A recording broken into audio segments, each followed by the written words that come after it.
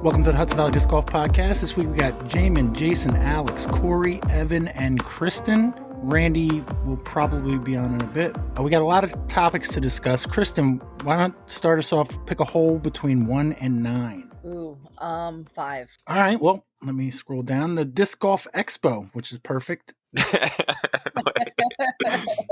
Did that topic start off as number 5 before she said 5, or? I can't confirm or deny, Corey. The only one I really have planned is I always have a surprise at hole 1 for Jasan. So this may or may not have been. I might have wanted to wait on actual hole 5 for Randy to get here, but we'll see. So DiscAce, the premier Disc Golf Expo, was held on January 25th and 26th in Boxborough, Massachusetts. I've heard people say that. I didn't really believe that was a place. A lot of boroughs. At the Boxborough Regency Hotel and Conference Center. Kristen, do you know how many years this has been running? I believe that was the 3rd year this year. How many times have you been? Twice. All right. And I know, Evan, you went, right?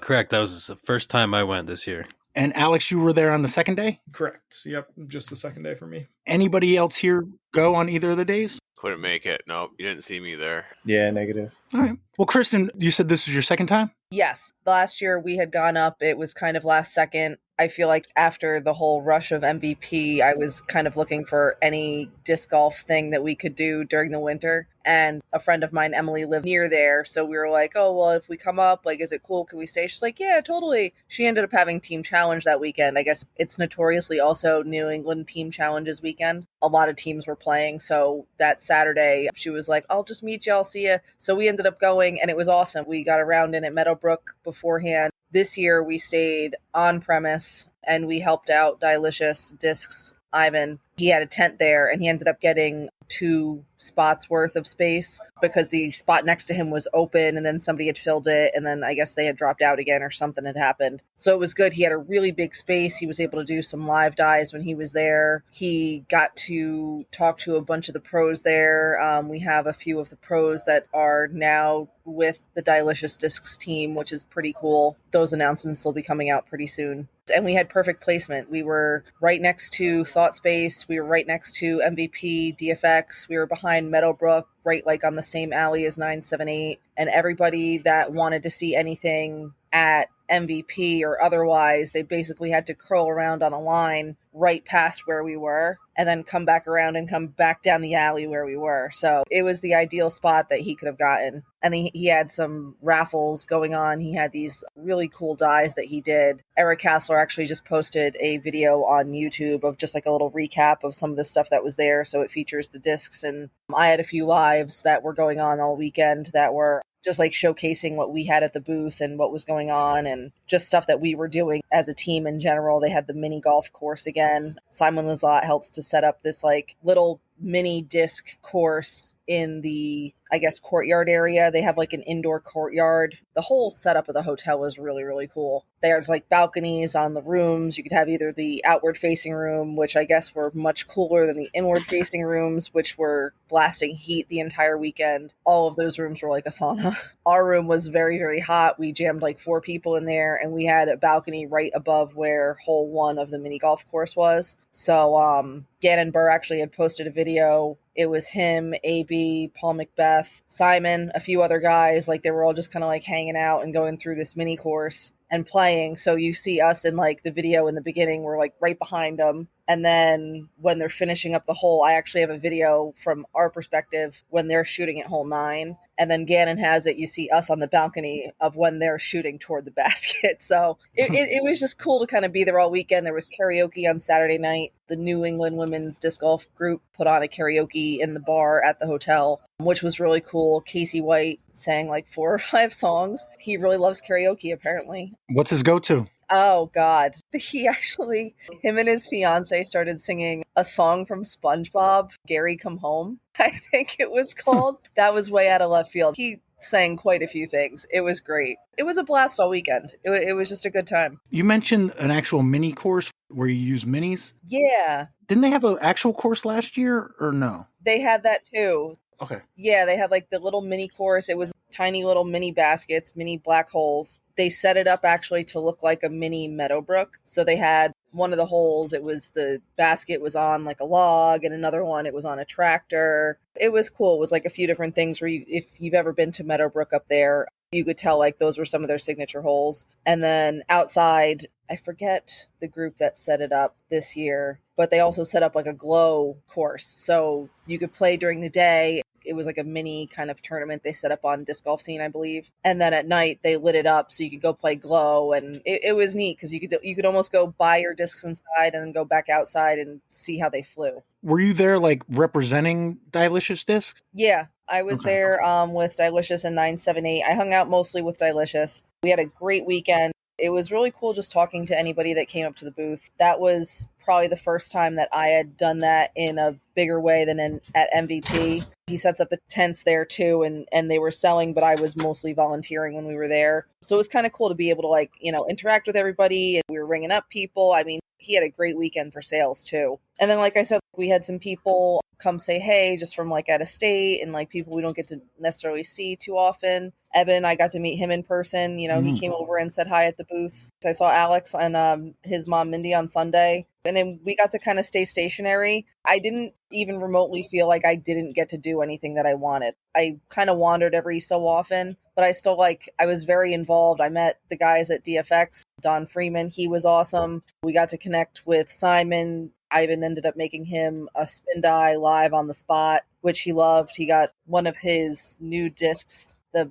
Balance. He picked one out right out of the box and handed it to him, and he spun it around and it was done. It was great. So he got some video with him. He had just recently made a disc for Paul Kranz. It was the Zelda sword with some like anime style cherry blossoms behind it. So he gave him that disc, which was really awesome. Like I said, talked to a few other people about doing some collaborations this year with us. So we're going to have James Proctor, Casey White. We actually just heard back from Missy Gannon is going to be involved in some way this year, with some giveaways and other stuff during the year. It'll be good. It's going to be a fun year. Like I said, we were going to be actually meeting tonight, but Brian's feeling under the weather. Brian Heller. He is actually going to be our other co-captain this year, along with myself for the 2025 team. So we should be doing that tomorrow. Hopefully, he's feeling better, and, everybody will be able to start announcing who's on the squad for this year. I saw him yesterday. Oh, at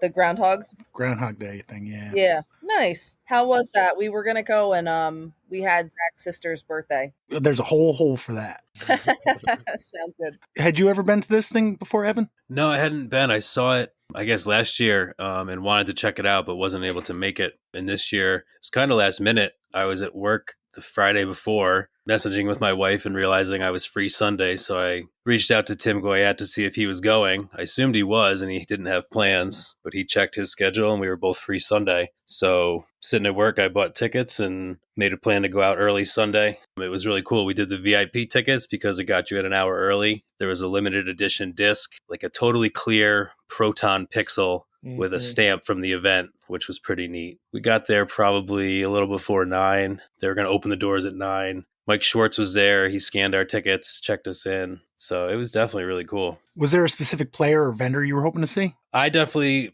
wanted to go to the MVP table. They had some limited stuff, the Balance that Kristen mentioned. I wasn't actually so excited for that. It's prototype, which is really cool. I'm not really interested in bagging a prototype that I can't easily get backups for, but having a limited edition Simon disc is kind of cool. As of today, it's approved. And I There only you say go. that because I've already used the word balance in a trivia question. So. The first version came out in the Gyro box, and then the Expo, they had versions 2 and 3, but none of those 3 are apparently exactly what he was looking for. So maybe they finally figured that out. The disc I was really interested in was Big Germ's first disc, the Tempo, that has the new particle glow. And I didn't know if they were going to have many left because we didn't go Saturday. And when I got up to the table after waiting in line, they had like 6 left. So I was really happy to grab one of those in a nice orange rim. Sounds to me like Alex didn't get one. I didn't jump right for the MVP line because I figured, it'll be a super long line or whatever. I didn't know they were selling them at first. And then I found out they were and jumped in the line. And didn't end up getting one for myself. I've got plenty of Tempos, but it would have been cool to have the fancy version of it. Yeah, and I do like my tempo a lot. They're coming out with it. I think next week is they're going to do a team stamp for him. But this one had like a small little lion's head stamp that was pretty cool. Mm-hmm. That's one of Big Germ's logos, like personal logos, the lion heart stamp thing there. He had a couple of Innova discs with it on it, if I remember correctly as well. But yeah, super cool. The other one I was hoping to grab was the new range. Eagle McMahon is coming out with a new Cosmic Neutron range, but they had sold all of them on Saturday, apparently. So that was a bummer, but Landon Brooks was there. I bought a wave from him. We talked about snowboarding a little bit. We went to the ThoughtSpace booth. Tim and I both made sure to buy an Expanse immediately.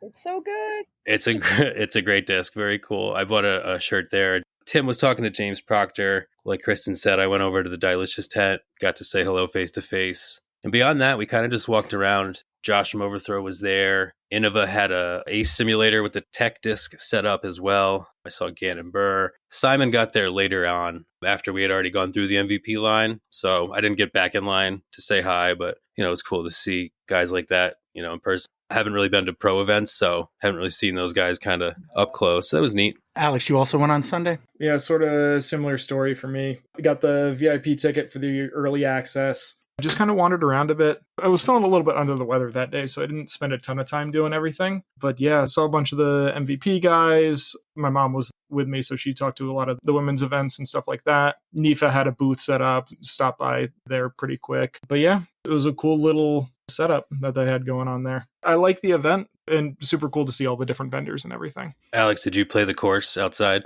I didn't. If I was feeling a little better, I probably would have, but we were coming off of the loss to the Diamonds, and I was feeling a little bit sick. Oh, that was the day before, huh? Okay. Yeah, playing disc golf in the cold, after playing in the cold all day yesterday and losing, was not high on my list of priorities. When Tim and I signed up, I saw that there was a tournament and a course that was going to be out there, so I signed up for that as well, and we'd made that into a tag round. We went to play that after going around the expo. We bought some stuff, put the stuff in the car. We go to play the tournament round, a little 9-hole course. I think it was set up by White Mountain Disc Golf, Tim realized he had forgotten his putting putters. So I let him borrow one of mine, so he beat me with my own putter. Did he bring his tag? He did bring his tag this time. So we swapped tags there. I said, let's go back inside the expo, buddy. We're going to buy you a Pixel because there's so many in there. Mm-hmm. And we found the exact weight he wanted from DFX, had a cool stamp on it. And then we were deciding what to do after. We definitely wanted to play again on the way home, and we were up in the air between mile marker 63 and Meadowbrook. He had been to mile marker 63, so we knew it was good, but neither of us had played Meadowbrook before. And then Mike Sancelli walked over with the owner of Meadowbrook, and he's like, oh, it's only 20 minutes away. Go over there, get some food. So that was an easy choice, and we went and played Meadowbrook Blues for the first time in the bitter freezing cold and wind and about 3 inches of snow. And I beat Tim, and I took my tag back. Nice. Meadowbrook's another one that I'm a big fan of. It's a really nice course. Oh, I can't wait to go back when it's nice out. It was such a great course. And I played pretty well considering the conditions, but it was brutal. We had to stop for ramen on the way home and warm up a little bit. Yeah, I'm still deciding, because Meadowbrook, the only time I played that in a tournament round last year was Welcome to the Jungle. I don't know if I'm doing that this year, so I got to keep an eye out for... I know there were a couple of other tournaments that they did, but I really want to make sure I get down there again. Yeah, I think they did a bunch of flex tournaments as well, so they might be like a one-round type of thing. Yeah, a bit of a tough ass to drive 2 hours for one round, but... True. On the way home from the expo, it was an easy choice, but yeah, that makes sense. Absolutely. Anything else expo-wise? No, it was really cool. Like they had a really smooth operation, and it was really well run, and I had a great time. Yeah. Ben Kenny does such a good job just getting all the vendors there. He's doing Disc South now in March too. And rumor has it they might get a bigger facility for next year for the Disc East. So we'll see what happens. Awesome. All right. There's just so many people. I don't know who to pick another hole. Corey, what do you got? I mean, as you think, I'll just pick whatever I want to talk about anyway. So. Yeah, this doesn't even matter. We've never actually seen what you do behind the scenes. That's true. I'm going to take 6. All right. What do I want that to be? No. What would you like to talk about? Is there anything?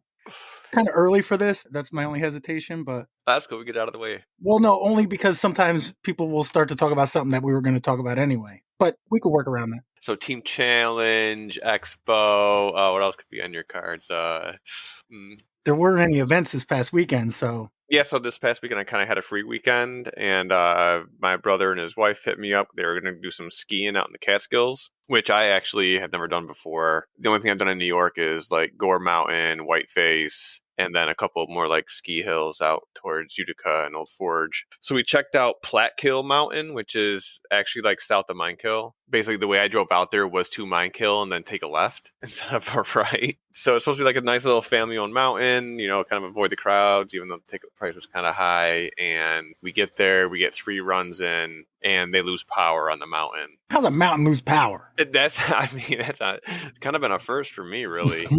So whatever, we hung out in the lodge for a little bit. I think the power went out at 10:30 and the bar didn't open up till 11. So we had to wait for that. We kind of hung out and played cards, trying to see if the power would come back on since we were already there and paid our money. Well, the power never came back on. So the mountain ended up like comping tickets for a future day. We just had to actually, I was supposed to call today and figure that out.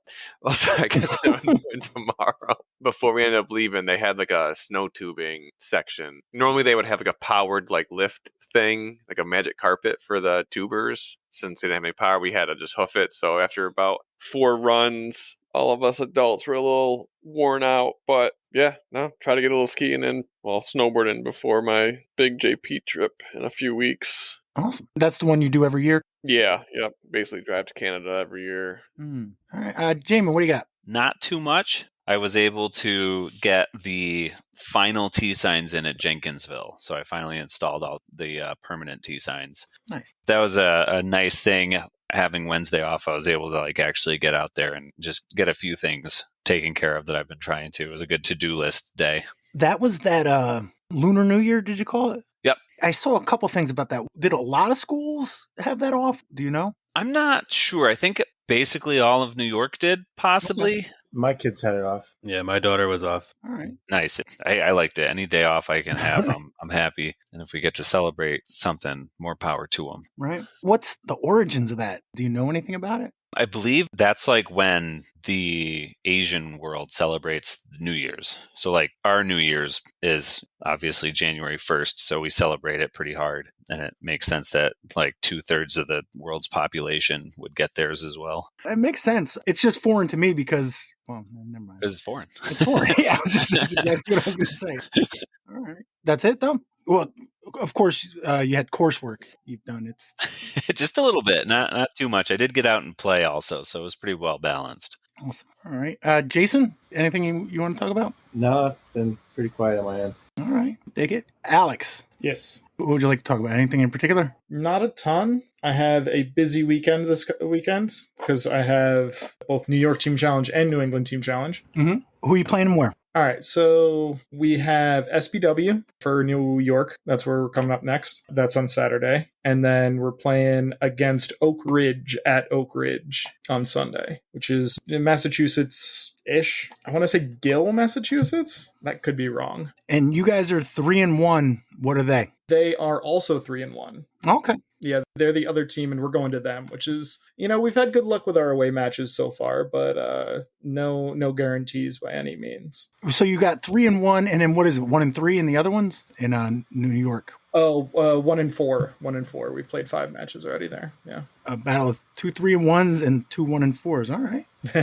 Yeah. Oak Ridge was the course that we moved up to D-Pool at. We had finals there 2 or 3 years back. Whenever we moved up, that's where we had finals. So I know a lot of us have some good memories of that course. So knock on wood, we're looking forward to it. Awesome. Kristen, what do you like to talk about? Anything? No, saw Jaimen out at Wilcox on Saturday. Getting some practice in, Jaimen? Trying my hardest. Have you heard anything about what layout we're going to play at? Of course not. This will air Friday, and that'll probably still stand true. I did give him a little bit of advice to, hey, just pick something and go with it, man. It's not that crazy. Just figure it out. Make it up. I did learn how icy it was, so I might wear my crampons on Saturday, depending on how that goes. I have bruises all over my legs from absolutely eating shit between hole 9 and 10, so that was a blast for me. But yeah, that's all that's going on. Team Challenge, Super Bowl Sunday, so busy weekend. I check it like once a week, but I saw Instagram. Brian Bickersmith posted a spin the wheel to determine the layout for Team Challenge. Yeah. Almost all north. Yes, I did see that. I can't remember all of them. I'm not looking at it, but There were some things that were worse than J North. it was like 10 ABC or something like that. What is that? Oh, that's the old school loop. Before it transitioned from 27 to 36, Kevin Rounds and Greg Kurtz were just kind of adding holes in. So I think I may have started it. It's confusing. But the old hole number was hole 10, which is now 14. I did 10A, B, C. Basically, if you wanted to continue after hole 10, you could play holes A, B, and C. And then by the time you're done with those, you would go to 11. And so it's just like a throwback to an old nomenclature that was used before the club decided on the 36-hole layout. 10 ABC is basically 15, 16, 17 now. Yes. Dig it. Evan, what do you got? What do you like to talk about? You know, I've just been, despite the cold, trying to get out and play as much as I possibly can these days. I got to do Stony Kill Glow Dubs again recently. Got to play with Andrew Dorrell this time. And we took it down on another freezing cold night. But that's fun. That's just a great group to get out with. You know, Kevin out there running it. Playing the front nine twice. I think we were 6 down, bogey free in the dark. And that's just, always fun. Thank you. Beyond that, I got out yesterday to J Park. I think it was 2 degrees at 8 a.m. And I played with both halves of Camel Case Corey. We got 2 tag matches in. We did West 19, and then we did South, which they told me is practice for Ice Bowl. I think those are the layouts for Ice Bowl. Did anyone eat shit? No, the tee pads were completely ice. Like, we shoveled, but it was just ice. So every shot was either standstill or throwing from the side. Yeah. The scores were bad, but I won the first round. I beat both of them, and then Brian beat me the second round, and Tim came in last both times. Damn, when Tim's not here, you're awfully anti-Tim. I'm not anti-Tim. Tim was giving me a hard time at Putting League tonight, so I'm just telling you how it was. We had a good time in the snow beating Tim yesterday. That's all that was. And I do have a brief little winter Battle Royale update, Pat, if you're interested. I've got a hole for that, so. Oh, boy, look at that. Bunch of skip-aheaders tonight. No, the only other thing, not to get ahead of the scheduling for discussing putting leagues, but I had another good time tonight. My daughter came out. She had a brand new glitch in her favorite color, and she made a putt with that tonight through the forklift, so that was very right. So shout out to Emma. Yeah. Heck yeah. That was it? That's it for me. Thanks. All right. You're welcome.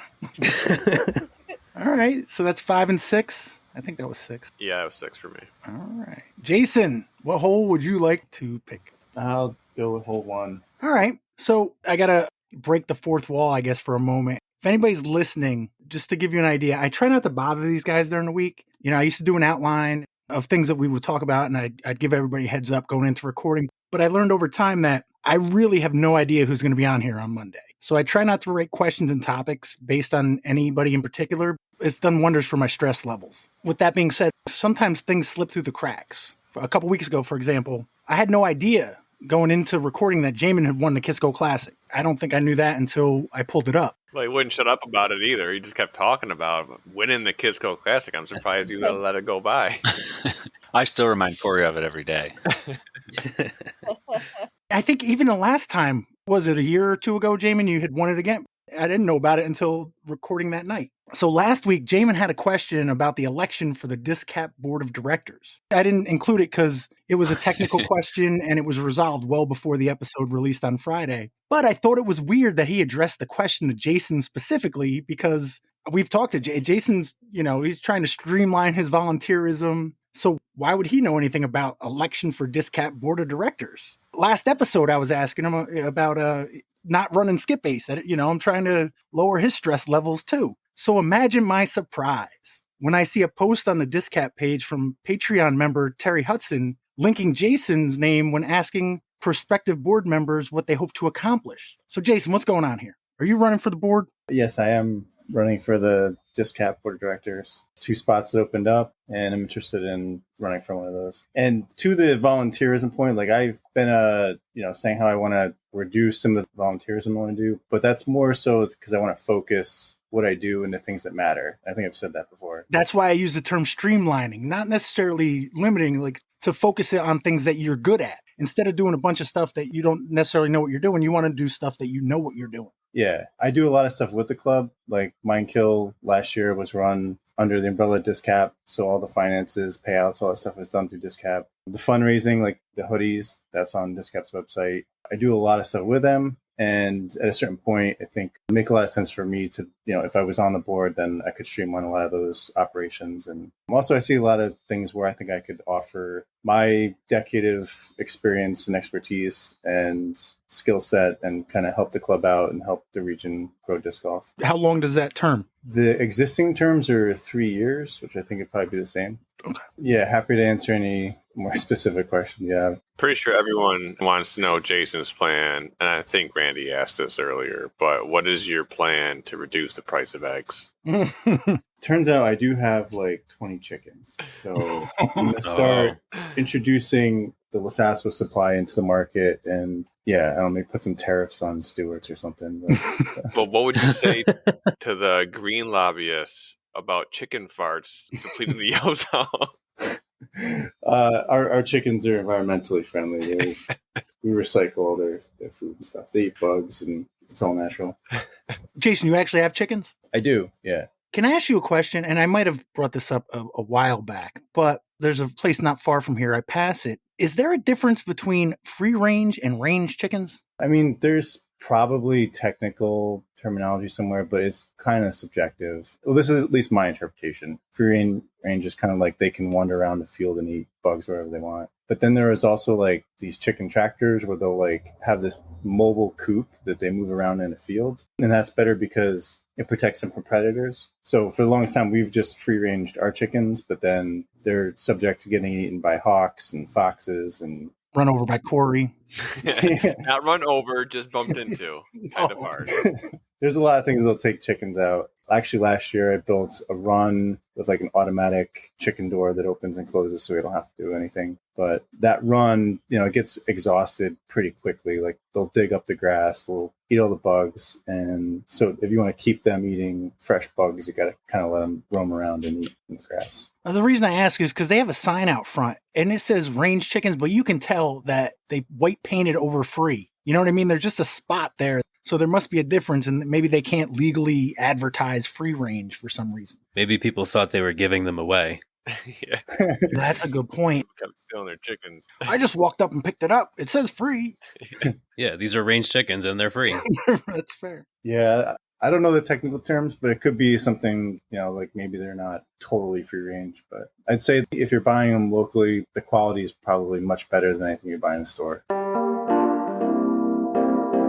According to Jason's extensive research, which consisted of Google AI, with free-range eggs, hens have access to the outdoors, usually a pasture. The amount of outdoor space varies by certification program. Some certification programs require a minimum amount of outdoor space per hen. Free-range eggs may have more omega-3 fats and antioxidants, and free-range eggs may be more nutritionally superior to caged eggs. Ranged eggs may or may not have outdoor access. The outdoor space may be small or fenced in, and the amount of outdoor space and the type of space the hens have access to can vary.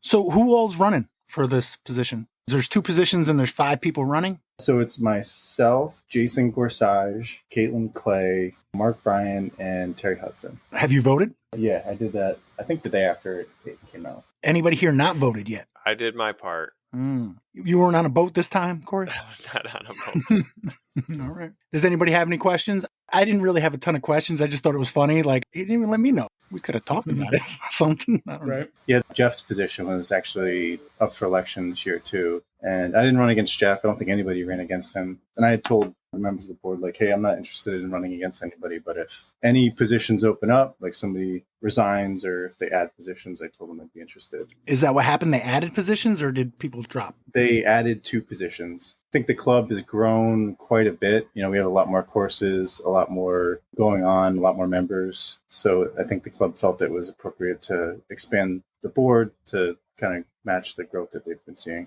Absolutely. So it was ranked choice, which means you put 5, 4, 3, 2, 1, basically, right? You make it sound so easy, Pat. I don't know. Some people seem to struggle with the concept. For me, the only difficulty is determining, even a 1. Like, everybody's good. That was like not a good choice. I got to give somebody one. My first thought is, well, who makes old jokes about me? So we'll see how that works out. Do we know when the votes close? I believe they close February 10th. I don't know why I think that. That sounds familiar. I think Schwartz posted recently, like as a reminder. Yeah. So, yeah, I was going to say you could have some of the candidates on, but by the time that would air, it would be after election. Yeah. Yeah, February 10th is correct. It's very difficult to get on here. You know that, Jason.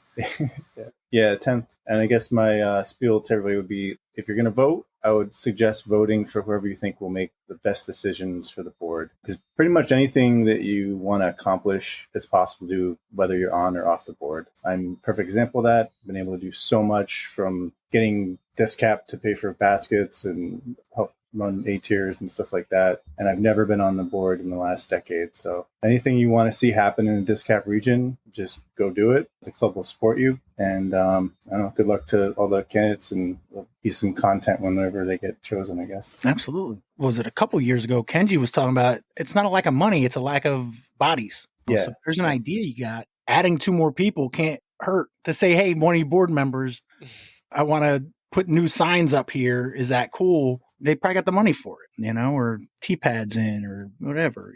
It's not necessarily a lack of being able to pay for it. It's a lack of having bodies to put it in the ground. Isn't that a song? Let the bodies hit the floor. Nailed it. All right. Anything else? Any other questions or anything about that? Excited to see the results. Jaimen, what hole? We've used 1, 5, and 6. What do you got? Let's go to 2. All right. Putting leagues. Or was it, Corey? We'll never know. We had 3 putting leagues this week, starting with the Northway Putting League. I heard from Broken Hand correspondent Joe Karen. He gave me an update on Northway Putting League for last week. Had 95 players on Wednesday. Jaimen, do we know who won that? I was winning when I left, but it gets over at like 9:30 at night, so I leave before everything's over. Jaimen is our winner with 17 points. Nice, that's good to know. Joe Karen came in second with 16, and Caitlin Clay came in first for the ladies division. Gail Catherine Ware posted a putting league update. Do you guys know who that is? That's Greg's partner. Okay. She does all the sign-in and stuff, and she's like manning the table the whole time. Awesome. Well, she posted, we're halfway through the 12-week league, and there are still plenty of putts to be made. Jaimen, you're still pretty low down because you got a week you missed. Yeah, I wasn't there the first week, and then I also have what I'm assuming is going to be my lowest score, so both of my dropped rounds are in that first 6 weeks. At least you hope. At least I hope, yeah. I mean, definitely one of them is, but...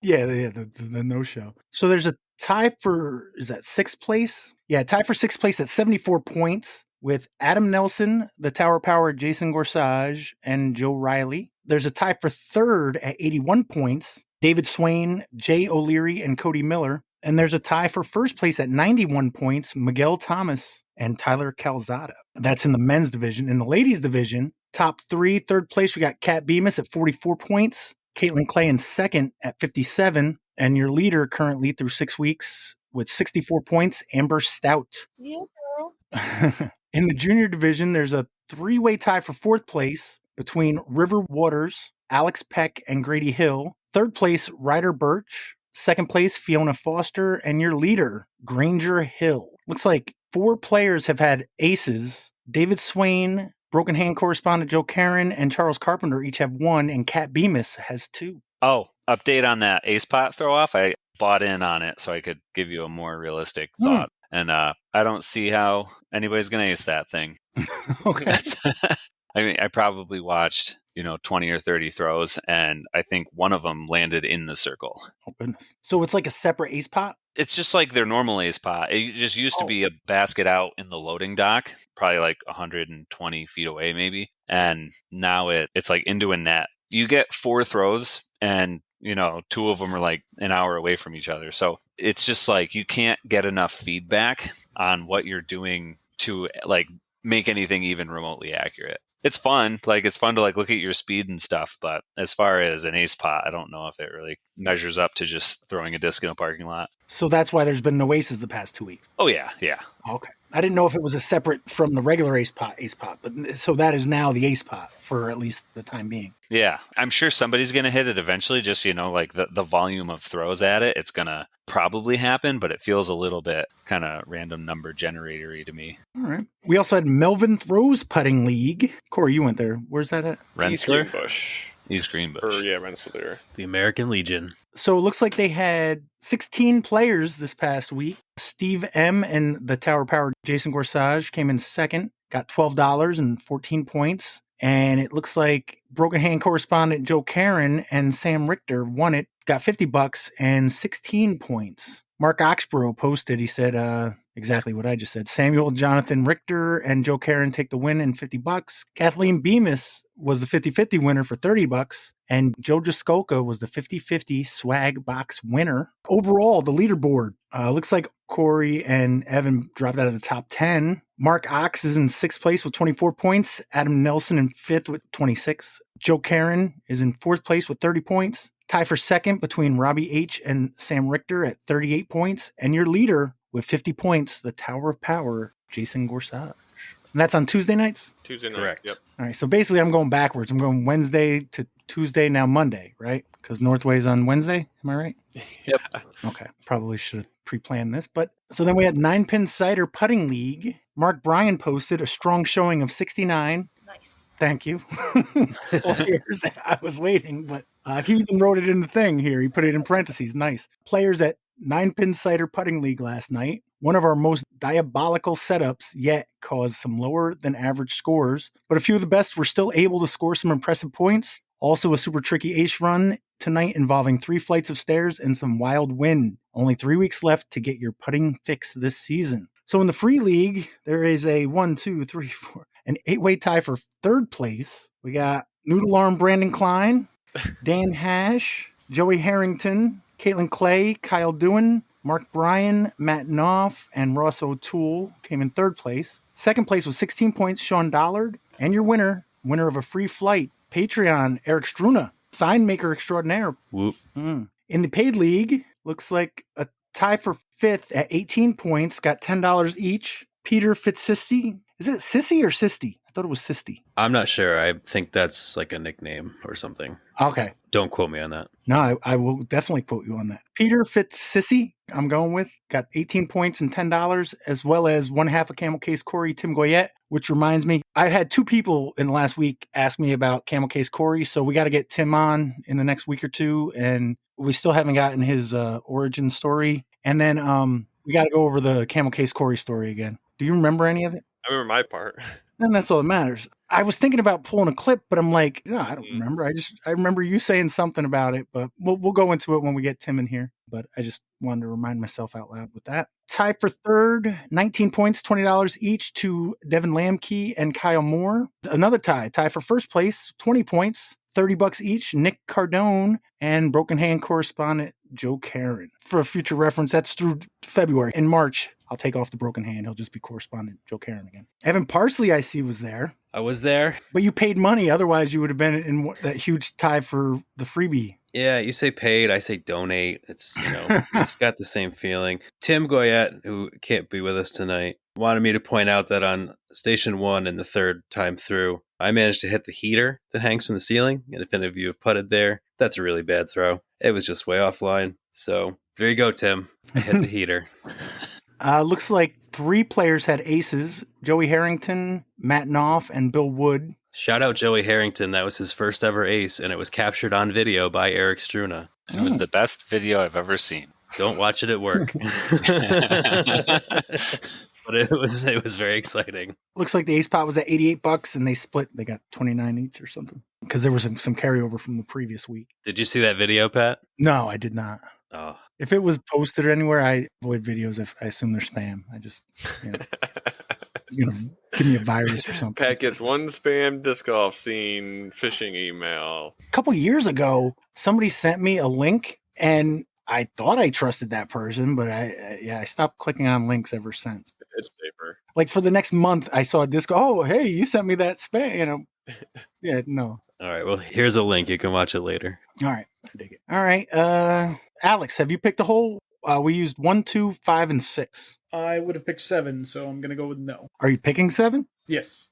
All right. So we got a Winter Battle Royale update. Ah, nice. You guys started with 11 players. After our last update, it's down to 10. How do we stand now? We are down to 9. All right. How'd that go? So on, looks like Wednesday, Dennis Daly, who's coming in at the 11 seed, just as a reminder, he missed the seeding match, so he defaulted to the 11 seed there. And he played against Viking Joe. Pretty sure they played at SPW, and Dennis took that one down 3-2. So that sent Joe to the losers bracket. And then on Saturday, he and Eric Struna got their losers match underway, and Struna took that one down 3-2. So unfortunately, Joe has joined me on the sidelines, but props to him for participating in this inaugural Winter Battle Royale. We're still waiting on JJ and Kenji in losers bracket round 1. JJ was out of town, but hopefully they'll get that done soon, because then the winner of that match will face Brandon Klein. Again, potential Klein versus Klein match that I'm pulling for JJ. That's my boy. But if Kenji and Brandon are playing, that could be interesting. Could make it for a real awkward Easter family dinner. So everybody in the winner's bracket, they're into the 3rd round, into the blue. Right. We do have the 4 remaining, I guess, undefeated. Number 1 seed Josh Lee is going to play Wednesday against number 5 seed Tim Goyette. They're going to play at Shen. And Brian Monahan, the 7 seed, is now facing off against Dennis Daly. They actually tried to play this past weekend on Saturday, and I think they both lost like 2 or 3 discs in the first 5 minutes and called it off. So they're going to reschedule that, and we'll see what happens there. Because of snow and such? Yeah, there was too much snow Saturday morning. They pretty quickly figured out it wasn't going to work. So there's a potential winner's bracket matchup between both halves of Camel Case Corey. So that'll be exciting. Yeah, it's going well. Matches are happening. People are into it, and we'll continue to provide updates as long as you keep asking. All right. Evan, you haven't picked a hole yet, have you? I have not. Got 3, 4, 8, or 9. 3. So this past weekend, I went to the Deja Vu 2, which is Riverside course in Port Jervis. They hosted their 2nd Groundhog Day event. So I have a question. Does anybody know if Punxsutawney Phil saw his shadow this year? I think so. I heard there's more winter, so whichever one that means. Yeah. I guess I don't actually remember which one's which. I think the shadow, doesn't that scare him into going back into his hole or something? I don't know. Yeah, I think that's right. All I know is I had a student like cursing his name today. So whatever bad version is, that's what happened, I think, according to a 7th grader. Yeah, I'm pretty sure he saw the shadow. Because I remember saying, oh, it's cloudy. Like, it must have been too cloudy to see a shadow. And one of my brother-in-laws was like, nope, he saw it. And I was like, oh, all right then. So I'm pretty sure he saw a shadow. He did. And like you guys have been saying, it is 6 more weeks of winter. And I don't think we mentioned this last time, but the first official Groundhog Day was 1887. So unless Punxsutawney Phil was a turtle, he is long dead, Corey. I know you're not there, but just saying. So just a few notes on the Deja Vu 2. I think they said they did it last year, had like 15 people. So they doubled attendance since last year. It's 1 round and it's a 9-hole course. So you just do it twice and you get a mulligan on every hole. Every hole. Every hole, yeah. It doesn't help me as much as I would think it would because I don't really have multiples. I have a backup putter. I have other T-birds in my bag, but none I trust more than I trust the Lasasso stamped one. Also, they had the song I Got You, Babe playing on a loop on hole 1. If you remember the movie Groundhog Day. Right, from the alarm clock. Yeah. They had sponsor signs on every hole based on the movie. So like the inn that he stayed at sponsored a hole. And I'm sure Ned Ryerson's insurance company sponsored one of the holes. Needle Nose Ned. Yeah, Needle Nose Ned. They had a little groundhog doll hidden on the course, so if somebody found it, they got a prize. They had a couple CTPs. They had some treats before and after the round, including groundhog poop, and they had tattoos, like temporary tattoos. Ivan, Marmota. Kristen, he laughed out loud when you were talking about Ivan from Dilicious Discs, and you said, not Marmota. Yes. He said it was a cold, icy day, and Phil saw his shadow. But you're a spirited bunch, and that didn't get you down. Congratulations to Josh G, who shot a -14 and had an ace on hole 1, which I actually saw. He skipped off the ice. It was crazy. It was just a little patch of ice, and it was great. Tyler F shot a -11, and Mike O shot a -9. He played under the name Ned Ryerson for the round, and he's the one that made the signs. He used AI helped to make the signs for the sponsorship holes. They each got a trophy. Thanks again for all that help make the event possible. Hope everyone enjoyed Deja 2. Hope to see you all at Deja Trois. I believe that's how you pronounce it. Trois. Jaimen, you're probably the French guy. Did you take French? No. Anybody here take French? Yes, I took a lot of French when I was younger. Yeah, no, it makes sense for an Irish guy to take a French class. Yeah, totally. I don't know what that means. I just thought of everybody here looking at these names. I figured, Jaimen probably took some French. You took Latin, didn't you, Jaimen? I dropped languages and took tech classes as soon as I could. Nerd. But no, it was a fun day. Dan Doyle was there, and actually, did you guys see that he posted? We'll need to hire for a number of positions at the Fence Road Farm Brewery and the Oasis starting this spring. We don't have an official opening date yet for the brewery, and there's still a lot of interior work to get done, but the current best guess is May 1st. We'll need line chefs and kitchen help, brewery helpers, pizza makers, bartenders and servers, bookkeepers and office staff, and gardeners, groundskeepers, woodworkers. As much as possible, we are willing to create part and full-time positions to accommodate your skills and availability. If you're interested in an opportunity to be part of an amazingly cool venture, please reach out to myself, Charlie, or Zach. I only mentioned that because he mentioned it. All right. Has anybody not picked a hole yet? Well, there's 6 people and 6 holes picked. So I'm going to pick the next hole. Yeah. And that's going to be New York Team Challenge. That is hole 4. It actually was hole 5, Corey, if you're there. I don't know. And I was hoping to wait for Randy, but we'll get his picks when he gets here. The current standings, I got Jacob at 2-3-1, Evan at 6-5-1. Everybody's got a 1. Alex 11-6-1. Jason and Caitlin are at 11-4-1. Jaimen and Randy 13-4-1. And your leader at 15-2-1, Corey. How the hell am I even close? I feel like I've gotten all of them wrong all year. Last week, everybody was like either 1-2 or 2-1. Okay. Because of the tie. So last week, there wasn't a ton of separation. So we got the North at 0-5, Chatham Hill Country Club 1-4, Tower Power 1-3, Beasts of Burbine 2-2, Saratoga Revolution 2-2. The Minekill Whips are at 2-1-1. The Central Park Roses are at 3-1. The J Park Wrenches are at 3-0-1. And the Wilcox Widowmakers are at 4-0. So the Whips are at the Widowmakers, so that's 2-1-1 at 4-0. Evan, you're the most impartial here. Who are you like in that matchup? I think I will go with the Widowmakers. Corey, who you got? It's Minekill at Wilcox. Yep. I gotta go Wilcox. Alex, who you like? I'm trying to remember who won that matchup last year, and I'm pretty sure it was Wilcox. It was Wilcox. Yeah, because they went undefeated. Oh, yeah.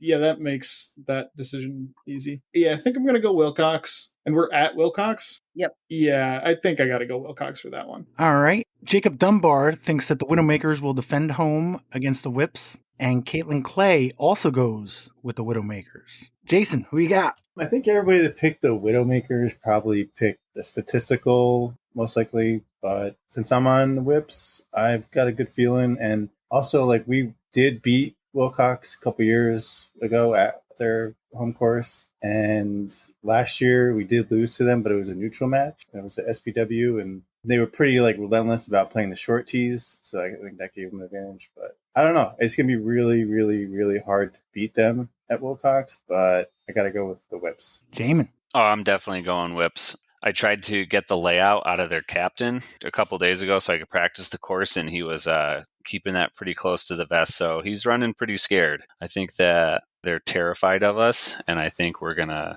explain why on Saturday.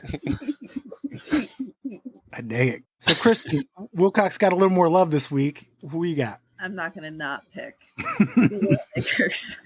No, I mean, anything can happen in the cold. I think it's going to be a tough match. Like Jason said, it's not going to be an easy match at all for either side, I think. It'll just come down to whoever can get through the course the best. I don't necessarily think Nick is trying to not tell anybody the layouts. I think he just himself does not know what layout he wants to do. So. Oh, I'm totally just messing around. No, I get it. I just have to defend his honor here. No, I don't think it's anything like that. I think there's so many things that we could do, but I also don't disagree. I wish that we could put it on UDisc so that everybody could then follow the rounds like we do with the other matchups that are happening the weekend. You could. You really could. That's 100% possible. But I'm going to promise some really good food. That I can 100% guarantee some really great food. We're going to have gnocchi. Corey, you guys have a match. Bummer. Yeah, we do. No gnocchi for you. Well, I'm going to save that one till the end. Okay, well, let's do an in the middle one. The Saratoga Revolution at the Roses. We'll go reverse order. Kristen, who you got? Revolution at the Roses. Ooh, I'm going to go Rosebuds on that one. Sorry, I was just going by the spreadsheet, and they have it as the Roses. So Yeah, no worries. Yeah, Rosebuds, CPS, I would pick for that one. all right, Jaimen. I don't know. It's hard to go against Schenectady. I guess I'm gonna go with Schenectady. I want to pick the other guys, but I don't know which one of those is in Schenectady. oh, the Roses. Sorry. I was like, I think he's talking about the Roses, but I don't know, is Saratoga in Schenectady? I don't know.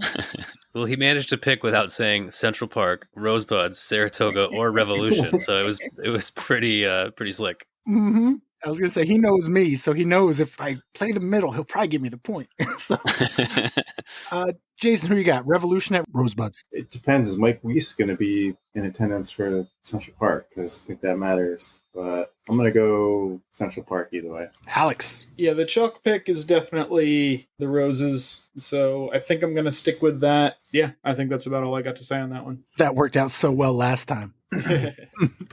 All right. Both Jacob and Caitlin also picked the Roses. Corey, who you got? Yeah, I got to go with the Schenectady Rosebuds on this one. And Evan. Central Park.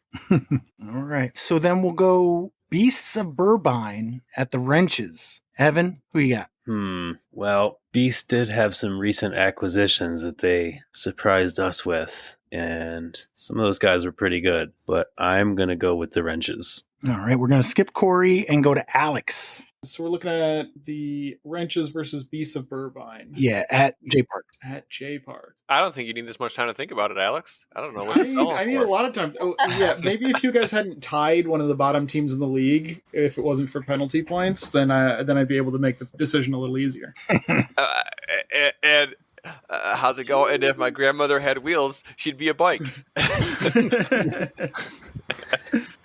I am going to go with the Wrenches. I think Burbine is one of those courses that's far enough away that, it's sort of like J Park is home for everybody, but Burbine is definitely one of those ones where they're far enough away where it's not really home for them. So, yeah, I'm going to go with J Park on this one. All right. Jason, who you got? Wrenches. Jaimen. I am going to go with the Wrenches. I want to throw it in there that I don't think Corey can use that saying until he knows how to say gnocchi.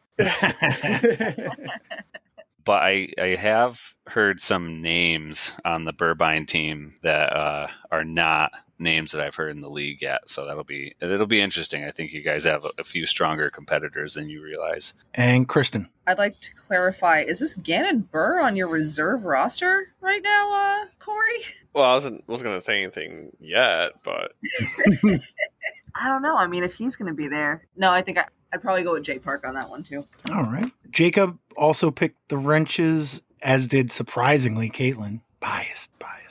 Corey, who you got? Yeah, so I'm obviously picking the Wrenches. I'm curious. I know that, like Evan said, they picked up some CNY guys. I'd be curious to see how many of those guys make the trip out to J Park, assuming that wasn't like a one-match deal. But yeah, I'm excited to make some mocktails in my gas-powered blender because it sounds like the whole Burbine team was celebrating a dry February. So they're itching for that blender.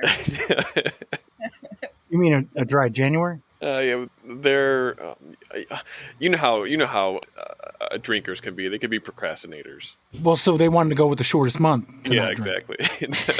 All right, and our last matchup is the Chatham Hill Country Club at the Tower of Power. Kristen, who you got? It was where at Tower of Power? Stony Kill, the Chatham Hill Country Club. Tower of Power. I'd probably go Stony Kill with that one. Jaimen? I'm going to go with Stony Kill. I think Alex has finally got that doubles monkey off of his back.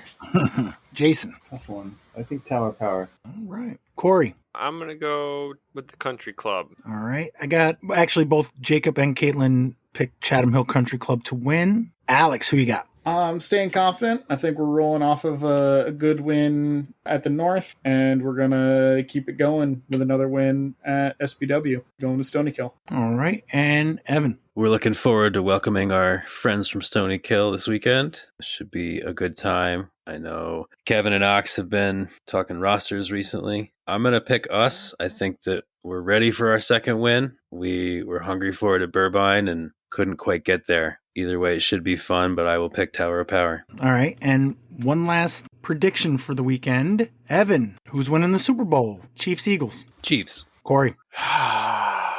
Eagles, 'cause I don't want it to be the Chiefs, even though Philadelphia is kind of like a...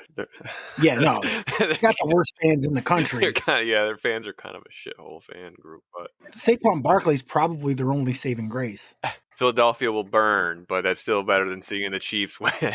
I totally agree. Alex, who you got? Chiefs, Eagles. I want it to be the Eagles, so that's what I'm going to say. All right. I don't want to see the... Wait, is it they're going for 3 or they have 3 in a row? They're going for 3. First team Yeah, ever to win 3 in a row. There's been back-to-backs, but... Yeah, I don't want to see 3 in a row. All right. Jason? Chiefs. You probably use Head and Shoulders. That's why. Jaimen? I'm going to say the Chiefs just because I hate Philly fans. But, that's not because I want the Chiefs to win. No, I get you. It's like who? I mean, really, there's no winning right. in this one. Yeah, maybe I'm going to vote for a power outage. Yeah, well, the last time it was played in New Orleans, that's what happened. So maybe it'll happen again. Kristen, who you got? I will never root for a Philly team, so I'm going to go Chiefs, and also Taylor Swift should be president. So, Randy, I'm going to have to ask you every match after this, but we'll start with who's going to win, Chiefs or Eagles? Go Birds. Because I like birds. You do like birds. It's true. I think that's good enough, right? All right. So we're not going to do these in any particular order. Saratoga Revolution at Central Park Rosebuds. Who you got? Should I totally flip on my earlier? I thought CPS was good, but guess not.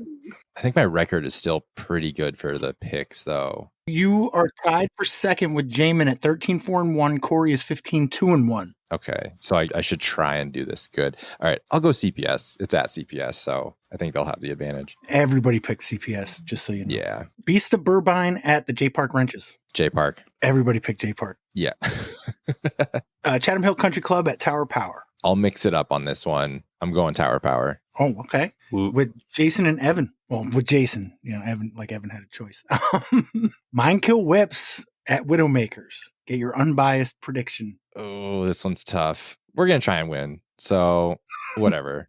I'll go Mind Kill. All right. Any comments on New York Team Challenge? I'm going to have fun. I love playing Wilcox. I'm excited to go play it. And they had a great spread, but I think it was feels like 2 years ago when I was last there for some reason, but they had a giant sandwich. So I hope they have that again. Oh, I love that sandwich. That sandwich was like the best. It really hit the spot. We've been consistently having sandwiches. I think Christina does plan to bring that, but Hell yeah. I love it. I haven't physically seen confirmation, but that's generally what she brings. All right. So those are the picks. Why do I feel like there's something I wanted to ask Randy about? Putting league? Randy, we did what would you like to talk about earlier. Is there anything you'd like to talk about? No, I don't think I have anything good right now. All right. Well, we got through 7 holes. I'm assuming, Jason, you got to get going? Yeah, I should probably get going. All right. The only other topic I had, I think I'm going to hold off on. Does anybody have anything? I just thought of it while recording, but should I share the SkipAce thing publicly now? I should have included that. What is the code? Do you know the code offhand? Isn't there a code you have to put in, like a 4-digit? Yeah, I think I sent it. I don't know if it matters if we change anything or not. Oh, the other thing, was FDR Fools Fest. I got to check into that because I think Mike Schwartz told me that because FPO is on a different day, it's a different event. Oh, yeah. So I may have to create 2 separate events for that. How would that work? I would limit one event to only pick 4 MPO and then the other event 2 FPO. Or we could change, since it's custom, we could change the numbers too. As of right now, there's 10 FPO registrants and 63 MPO. With 10, do we want to keep it at 2 or go 4 for the FPO? I mean, there's still space. There's still like 12 spots. So it's possible more. Well, no, it looks like 3 spots are available for Sunday. And that can be between FPO and all of the age protect. So FPO is going to be between 10 and 13 at most. Do we want to keep it at 2 or do we want to expand it maybe 3? What do you guys think? I wouldn't be against bumping it up to 3 or 4. Do 3. Okay, if that's possible, Jason, if we could do 3. I'm gonna try to do it right now. I'm trying to figure out how to get to where to share it. They changed a lot of stuff in here. Yeah, no, I get it. Does anybody have the number for those? 87873. While I'm doing it, the sign up code is 9FKF. So 9, the number 9, Firebird, Katana, Firebird. All right. Jason, can you create an entire phonetic alphabet based on disc golf? That'd be awesome. Probably, yeah. I got XCal, yeah. I know the regular one, but I was really on the edge of my seat there with where you were going. I thought I was going to just draw a blank for a second. I'm like, oh, why did I start with Firebird data? That was great. All right, so edit events. Well, AVR's got to be A, right? Well, he's doing this when we have fun. AVR. What's a B? What's a good Beast. B disc? Oh, yeah, Beast. Yeah. If you want to be like historical about it, it should be the arrow for A, because that's like one of the first discs on top of it. But it also has to be clearly a word that starts with the letter A. How else would you spell arrow? Yeah. Mm. No, he's right. Even Aerosmith, AE. I wasn't being contrarian. I was just, pointing out that it it should be both things. Yeah. So B, Beast, I think is perfect. C, Cayman. So that could be a K, That's confusing. Just B. How about Cobra? Corey? Wait, that could be a K. Camel Case Corey. Yeah, Cobra would be Cobra. That's a good one. Destroyer, of course. Mm-hmm. Echo. That's not historical, but I know I've definitely done a question on it, but Wait, isn't Echo the word? Eagle. Yeah, Eagle. Yeah. that makes way more sense. What'd you say, Randy? Isn't Echo the standard alphabet one? It is actually. Yeah. Yeah, okay. You can't just copy that. That's probably why it sprang to mind, actually. Yeah. Sorry to interrupt you guys, but for salary cap, we just keeping salary cap 6,100. You can pick whoever you want. Yeah, I think just pick 4 or 3, or how if we do women, we do 3. Yeah, We'd need more of a salary cap if we're doing 3 ladies, right? Or is it 3 and 3, or is it 3 and 3 or 4 and 3? I think we're doing 4 and 3, right? 4 and 3, we'd need to go up to like 7,000. Well, no, but it's two separate events. Oh, that's true. So I think because they're local, I mean, unless you guys have a differing opinion, I just think let anybody pick their. Yeah. If you want to pick the top 4 rated people, more power to you. That never works out, even in a local tournament. I mean, a lot of times the best rating has a good shot. But you know what? I don't think I can change it for individual events. I thought I could. That was my concern because they're as one event. That's what's weird about it. They have the same number. When you asked about the number, I was thinking, well, they share a number. So would it work that you could do it for both days? I mean, it might just work normal. All right, so I can do it custom for the event, but I'm only seeing. So what's the MPO number then? No, I'm saying it's the same number. 87873 is for both events. They're just on different days. It's the same event number. I wonder, has anybody tried to pick besides Mike for that? I have not loaded it up yet. FDR Fools Fest. Yeah, you could pick I could pick.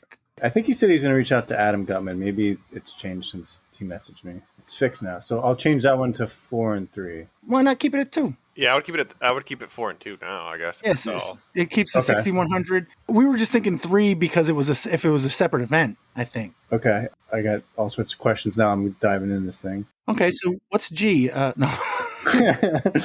I didn't realize that it automatically added me to the league. I didn't even have to sign up. I just copied it from last year's. Oh, like the members? Yeah, I just copied the whole league, and I guess it carried it brought us over.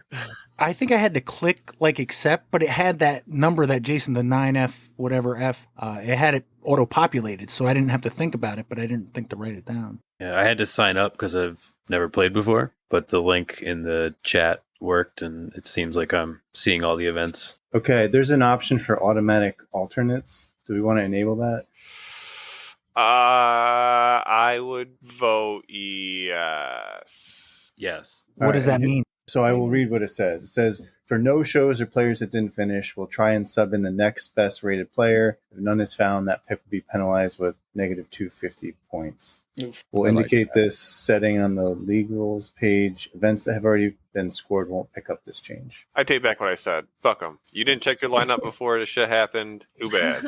Yeah. I mean, DNFs and stuff, though. Hey, man, you should have prayed harder to RNGesus the night before. I was going to say, that wasn't ever a setting that we had on before, right? No. Yeah. DNFs playoffs, that's like, you know what? If somebody gets hurt, I mean, it's unfortunate, but that is what it is.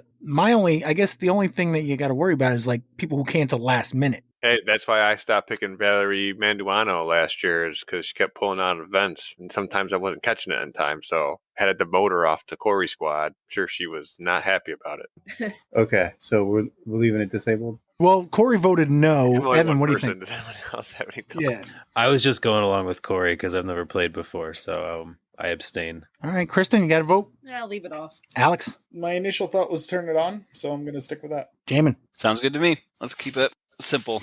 So no? Yeah. Another David non-answer. I'm just trying to keep it as vague as possible. Honestly, I'm fine with whatever. I abstain, I guess. All right. Randy, what do you got? I like the idea of that's a yes. I know.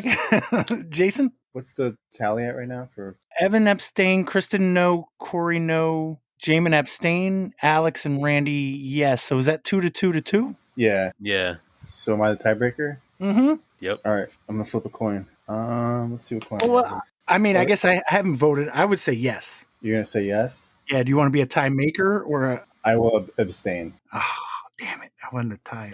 Now- Backfired on you. You know what? I'm going to abstain because the thing I don't like is if 1 week Corey has a guy drop and they replace it for him, and then the next week Alex has a guy, but they don't replace it for him. I think that's kind of shady. Well, Corey must have prayed harder. Well, that and like I don't know, the fact that it says we'll try to pick the person like the next rating. That's the word I don't like. They're probably saying it because maybe if you do pick the lowest rated person in the event because you're bad at conserving your numbers, you're not going to get replaced with anyone. Well, yeah, but I just think like, okay, so say the person you picked was the third rated person, and then below them was the fourth rated person, obviously. Third person dropped, but even I don't know. I just feel like you could get kind of. I feel like it's their just like silly way of being like, don't blame us because we gave you that player because you had somebody drop. Yeah. Someone basically not making picks, so they're basically getting auto picked. That's another thing. Yeah. I don't think it's doing that. I don't know. If you don't pick for you. anybody, then I feel like it's going to try to fill in 4 blanks for you. I would hope not. I don't think it would. Well, I don't know. They're already using words like That's try. fun, though. Imagine winning the whole thing every week, just not picking. Yeah, we need to set up another account. Yeah, we need to set up a ghost account. The John Doe account. Yeah.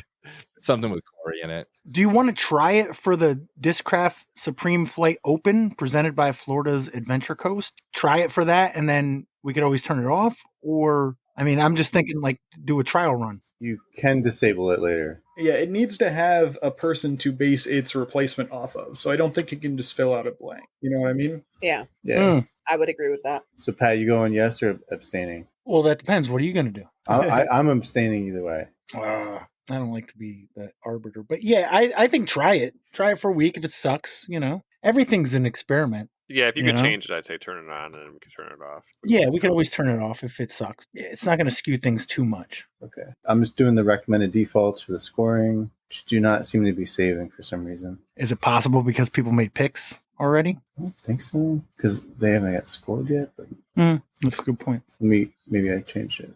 So G has got to be Gator, right? That's what I was All right, I saved it. I think we're all set with SkipAce now. All right. Are there any other events I should add? I hadn't heard of any in the last week or so. February 28th is the first match, that Supreme Flight Open. And then we got the Open at Austin, which is like 3 weeks later. And then the Fools Fest the week after that. So we've got some time. What was it, the Breeze? You guys said that there's not going to be enough pros in that, right? Doubtful. It's I also don't just think like, so, yeah. it's on a garbage mound. We shouldn't.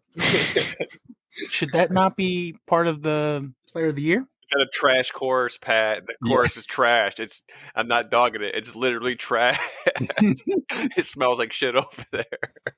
I feel like we should set a number for MPO and FPO, and if registration goes over that, then we add it, and if it doesn't, then we don't. 8 and 2. 8 and 2? I would say 10 and 5. I don't think. 5. Yeah, 8 FPO. and 2 is like not enough because then everyone has to pick the same FPO. I was going to say, for FPO, you should actually have options. And I just say 10 and 5. I don't know. I'm 8 afraid and 10 4. and 5 wouldn't work for some of the tournaments we do pick, though. Maybe Well, 9 and 4? 5. I don't know. The 5 is what made me go. I just figured 8 and 4 because that's twice as many as the picks. Well, you said 8 and 2. Well, that was before you guys shot me down. 8 and 4 is fine. 8 and 4 is a happy. 8's kind of small, though. Like, I feel like everybody's going to have very similar picks. I was in like 12-4, maybe. I like that better. Well, how many people were in it last year? The Breeze, well, the problem with the Breeze is it's split between people that go down to FDR too. Yeah, most of the MPO field goes down. Who played last year? I can Google. Muccelli. Okay. Me. There was 6 people. And 2 years ago, I think, 23, there was 8 and 3. And no FPOs. Oh, there weren't any last year? No, there's 3 FA1s. There was a tight finish in MA40, I'll tell you that. So if there's 12 or more MPO, we'll add the event, and then I could just take the FPO off. And then if there's, say, 4 or more FPO, we'll add in FPO. That seem fair? Yeah. Sounds legit. Okay. So the point system is different. We've already established that. 2 lowest scores from this season will be dropped. So that's every year, though, right? Yeah. And then the 4th rule we just added was for each pick that doesn't finish or show, we'll attempt to replace it with the next best rated player in that class. If multiple replacements are available with identical ratings, we'll choose the one with the lowest PGA number. No replacement can be made. That pick will be penalized, negative 200 points. All right. Is it Gator? Gator than Hawkeye? Is that one of them? That is one. Yeah. Ion. Jokery. Oh, now we're in it. Lasso or Leopard. Wait, what was K? What was K? Yeah. Katana. Oh, yeah. Oh, yeah. Yeah, you said that. Leopard. Definitely. Mako. Mako, yeah. Gonna be like mostly Innova discs. Yeah. Octane. Wait, what was that? Oh, shit. I had it in my head. And Let me grab mine. There's a Nautilus from TSA. Nautilus, Northman. Okay. Does Gateway have a ninja? They do. It's illegal. West Side, Northman. Northman works. Nomad. Oh, Nomad, yeah, that's a Oh, good one. Yeah, that's I good. like Nomad more. All right. Nomad. Orc. PA1. Polecat. Proxy. Oh, Yeah. yeah. Putter.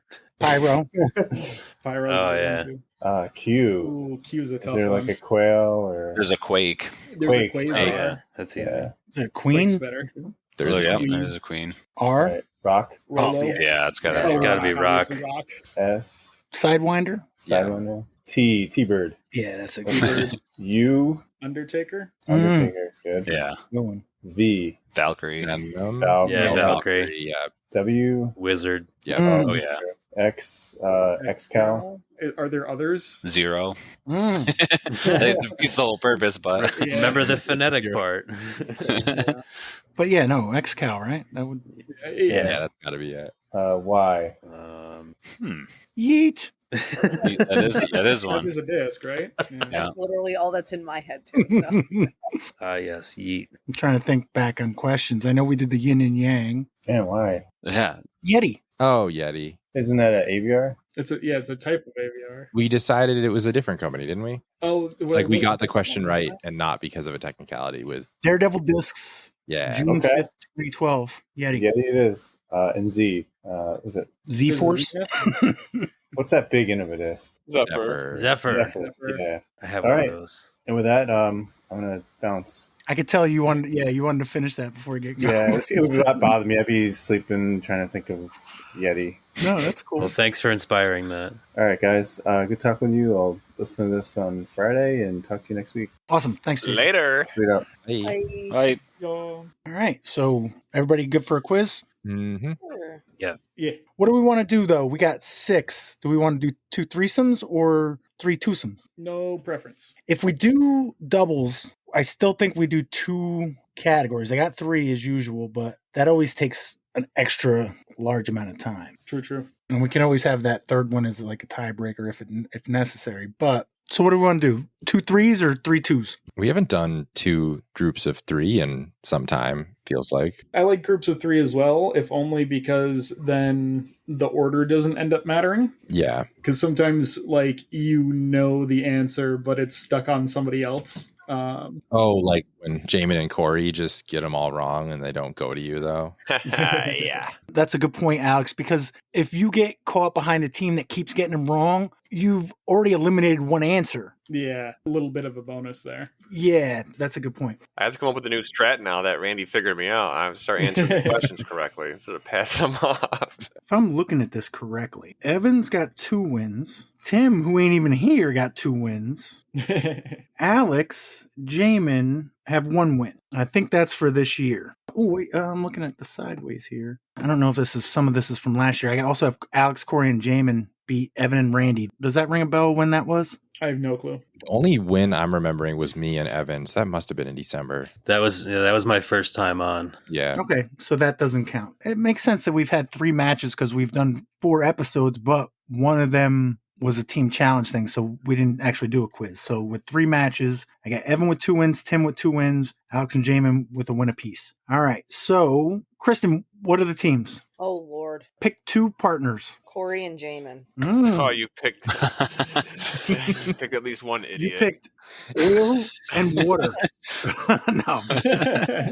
No, this is my time for my new strat. I forgot. We're about to sweep the board. Alex, Randy, and Evan. All right. Disc or no disc, you get a trivia question. You answer the question. If you get it right, you have a chance to get a bonus point. If you tell me if it is a PDGA approved disc, I have to include that now because of Evan from last week. We have 3 categories. The first 2 to get picked. The third one will go away until next week. So, Kristen, Corey, and Jaimen, what category? 1, 2, or 3? 3. You guys go with that? Oh, yeah. That's what I would have picked. Right. That's Dale Earnhardt or some shit. So, okay. I'm sorry, Corey. Picking on. All right. Question 1, category 3. Damian Wayne is the 5th and current person to serve as what famous sidekick? Damian Wayne is the 5th and current person to serve as what famous sidekick? You got me. Oh, shit. What the hell? So, Wayne's brother. Wait, can I hear the question one more time? That's just the actor's name, Corey. I don't think. Yeah, I know. Okay. Damian Wayne is the 5th and current person to serve as what famous sidekick? 5th. Man, I thought I had it, but then 5th and current. The thing that came to my mind is Robin. That's what I was thinking, too. I'm trying to think of other famous sidekicks. Yeah, I don't want to brainstorm too many. Unless it was some new video game movie like Sonic and whatever Sonic's sidekick's name is. But also, Damien's kind of big, and I feel like Robin wasn't that big, right? He's kind of a tall dude. Like, how tall is Batman if Damien's Robin? Yeah, I mean... but also, Robin was my hunch. I have no freaking clue. No, yeah. Kristen, any thoughts? I have 0 thoughts on this one. I'm not even entirely sure who that is, to be completely honest. So are we just going to go Robin? Yeah. All right, fine, Robin. You guys good? Yeah. Is the Robin a disc? Oh, You guys are killing me. Dude, it wasn't the name of the actor. It was the name of the character. I had to mute my mic. The character. Damian Wayne is Bruce Wayne's kid. Oh, really? Oh, I thought it was Damon like a Wayne's. I thought Fictional character. I thought it was like a Wayne's brother. Like, I'm like, I don't know. I don't know what movie said. Okay, that was easy. Is the Robin a disc? It's got to be, right? I don't freaking know. Yeah, sure. Let's... Yeah, might as well. Yeah. You guys agree? Mm-hmm. Yeah. Stokely Discs, February 3rd, 2025. Hey, let's go. Today. Mm-hmm. Oh, yeah. Check that out. Easy. All right. Alex, Randy, and Evan, category 1, 2, or 3. Well, our options for 3 are either more birds or more comic book characters. I know. I feel like it's should be in our wheelhouse. I mean, it also could be a number of other things, but those feel like the 2 obvious category options. Alex, you talked me into it. Alex, if only you had a bird and or comic guy on your team, Right? what would you do? Let's roll the dice, Alex. Let's find out. You want to go to 3? I really do. Let's do it. All right. Question 2, category 3. Smoking or dentures can cause what common fungal infection of the mouth and throat? Smoking or dentures can cause what common fungal infection of the mouth or throat? This does not seem to lend itself well to either of the categories we had picked out. Is it thrush? Isn't that like a malady and a bird? Did he say fungal? He did say fungal. It's thrush, yes. Okay, let's do it. You guys agree? Yes. Yeah. Yes. Is the thrush a disc? I have never heard of that, so I'm glad you guys were confident about it. I would have guessed gingivitis. That's what I was trying to think of. Corey, that's the first thing that came to my mind, but I'm like, wait, there's no way that's a disc, you idiot. You missed Rhino last week because you weren't thinking about discs.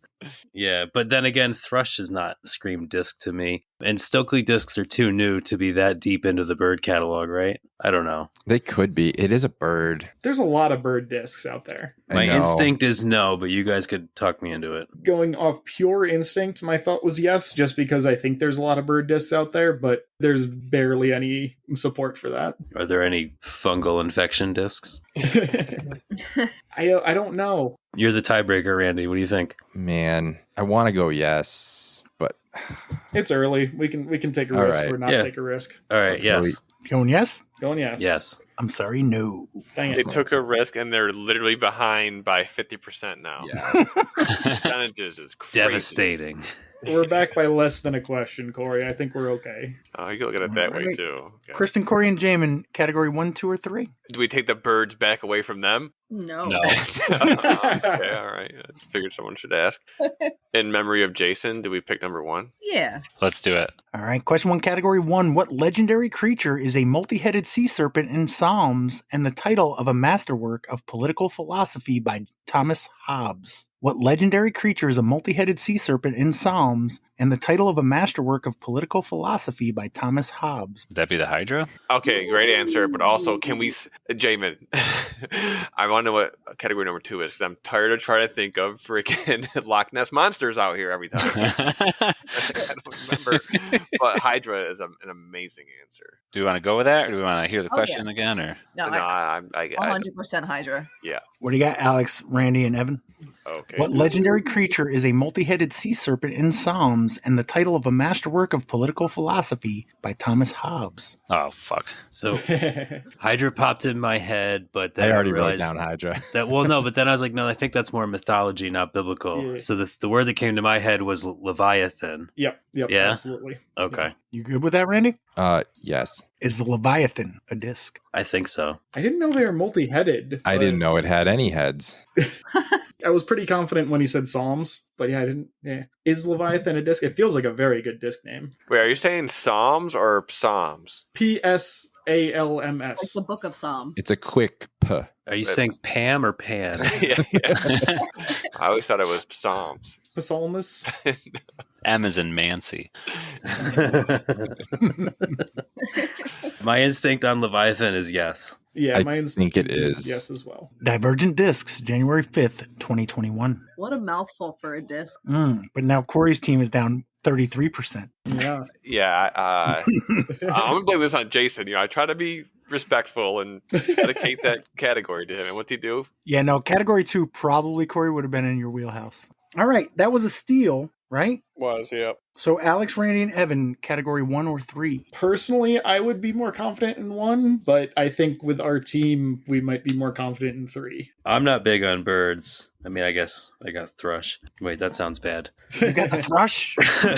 Scratch that. Randy, you pick. Let's do 3. All right, let's do it. All right, question 3, category 3. Created by Paul Terry, the fast-talking cartoon characters Heckle and Jekyll are what type of birds members of the crow family? Created by Paul Terry, the fast-talking cartoon characters Heckle and Jekyll are what type of birds members of the crow family? Well, I was going to say crow.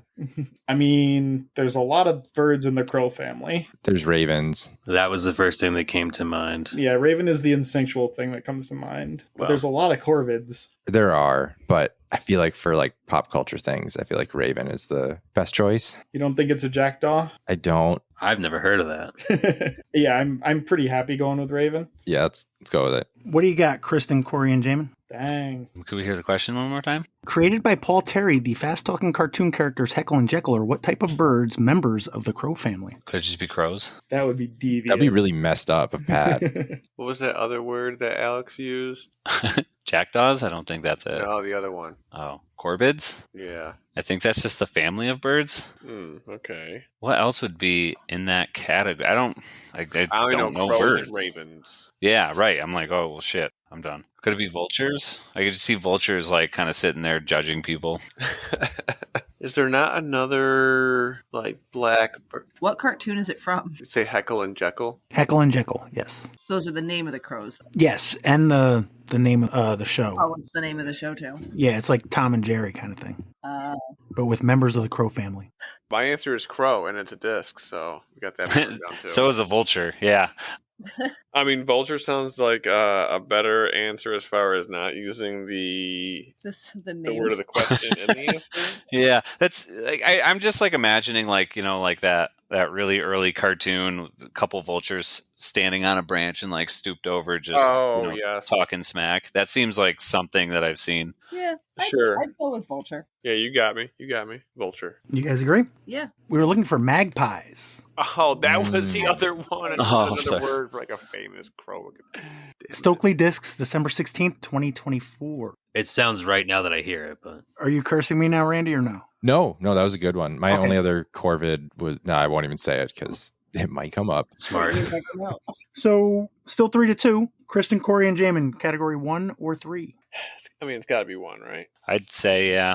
Yeah, let's go 1. Question 2, category 1. What was the name of the white luck dragon that helped Atreyu in the 1984 fantasy film The Never-Ending Story? What was the name of the white luck dragon that helped Atreyu in the 1984 fantasy film The Never-Ending Story? Oh my God. Whenever I hear that, I don't know if that means, oh, that's terrible, or I almost know it. No, it's on the tip of my tongue. I just can't Yeah, the theme song stuck in my head right now. I'm trying to think. Never-ending story. Yeah, this is really not helping us at all.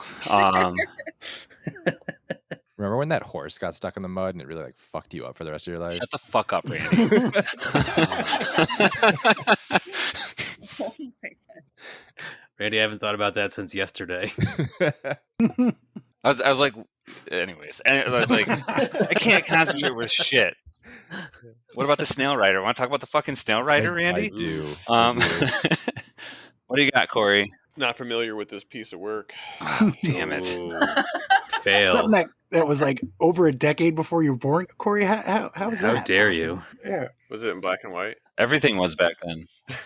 I'm not going to come up with it. I want to say Shadowfax, but that's not it. That's the name of the horse, I think. I can tell you who Shadowfax is. No, don't. Don't. Okay, so my guess is Star Fox. I think I never saw it. But I did play the game once. I'm going to be so mad when I hear it, too. You guys agree with Star Fox? Yes, it's not it, but yeah, I don't want to keep thinking about it. All right. What do you got, Alex, Randy, and Evan? Falcor. Falcor, yeah. Yeah. I had no idea, by the way. Oh, I thought you said the horse to throw him off because you thought he might yell that name out. No, I was just thinking about that poor horse. The answer is Falcor. You guys agree? Yes. Yeah. Is the Falcor a disc? I Yes. think so, and I don't know why. It's Prodigy. There you go. You guys are much more confident than I am, so I'm going with you. Let's go with yes. That was definitely an MA40 question. Oh, 100%. Not even close. Franklin Sports, April 11th, 2022. I was just double checking that. Who did you say, Randy? I thought it was Kayla Visca's disc from Prodigy 2 years ago. Maybe he just Unless used it's that as a spelled stamp. differently. Oh, maybe it was just the stamp or something. Yeah, that's fine. Alex, what's that put you guys at? Is that 5? I have 5-2 with Okay. the question in hand. So do I. Okay. So 5-2, and that was a steal. Alex, Randy, and Evan, what category? 1 or 3? I like 1. Happy either way, but I'm happy with 1. 1? Sure. All right. Sure. Question 3, category 1, from the Latin for viper. What mythical creature is a smaller, 2-legged, 2-winged, usually non-fire-breathing type of dragon? From the Latin for viper, what mythical creature is a smaller, 2-legged, 2-winged, usually non-fire-breathing type of dragon? Are we all going to say this word differently? Alex, how do you say it? I would have said wyvern. Oh, I would have said wyvern as well. Okay. I have heard it said wyvern before, but yeah. that sounds very weird to me. No, I'm with you guys. Okay, cool. You guys agree? Mm-hmm. Is the wyvern a disc? Probably. I mean, that's low-hanging fruit. It feels like it's got to be. But because none of us know that it is a disc, is it not a disc? True. I should go with yes. I still think yes, but yeah, only because it should be. Fine. Fine. Okay, fine. Saying it is? Reluctantly. They are saying it is, yes. They are. Kraken Discs, January 13th, 2025. Oh, new. Obviously. All right. Kristen, Corey, and Jaimen, category 1 or 3? Someone else pick. But let's just keep going with the category we're doing, I guess. I don't know. Yeah. One it go is. Category 1? Yep. Yeah. Question 4, category 1. In medieval and Norse mythology, what is the term used to describe a large serpent-like creature often associated with dragons and chaos? In medieval and Norse mythology, what is the term used to describe a large serpent-like creature often associated with dragons and chaos? Dragons, chaos, serpent-like. First thing that comes to my mind is Hydra. Can we just say Hydra for all the questions? It'll be right eventually. I just want to keep saying Norwegian names like Ragnarok. I think Ragnarok's a place. Yeah. Worms. I'm not really big up on my serpents, especially those from stories. I can't even begin to guess. Possibly Slytherin. Yeah, I was going to say. That's a great guess. Serpents do slither. Slytherin. Slytherin sounds great. Yeah. Yeah. Is the Slytherin a disc? Going with Slytherin? Yeah. What do you got, Alex, Randy, and Evan? In medieval and Norse mythology, what is the term used to describe a large serpent-like creature often associated with dragons and chaos? What about worm? My guess is basilisk. Oh, that's a good one. Kristen likes it. I can't think of any serpents. You remember the Conan the Barbarian movie with James Earl Jones? Every day. They have that giant snake in the basement of the dungeon or whatever. I do. Yeah. That's the second Harry Potter movie. Right? He was so good in that. I think it's basilisk, and you can guess whatever you want. I still think it's worm. Because the dragon part, he said it's like associated with dragons. Are you spelling that with a Y? Yes. Yeah. And just after wyvern? Yeah. Wow. All right. Wyram. Why not? A traditional basilisk has like legs and stuff. Yeah. Okay. It was literally just the first thing that came to mind. Yeah. In Norse mythology, I mean, I was on serpent until I heard the question again and he said serpent. there is a giant snake associated with Ragnarok, I think, maybe. Yeah, that's not generic mythology or medieval mythology. It's very specific to Norse mythology. I don't know. I'm happy with worm. I'm not really happy with any of the answers, but it's a steal anyway. All right, Randy, your choice. I'm going Wyram. Is the Wyram a disc? Yes. Damn it! I fucking said it, man. I said it. You did, Corey. You did, Oh. but instead you went with Slytherin. I'm just I saying. know.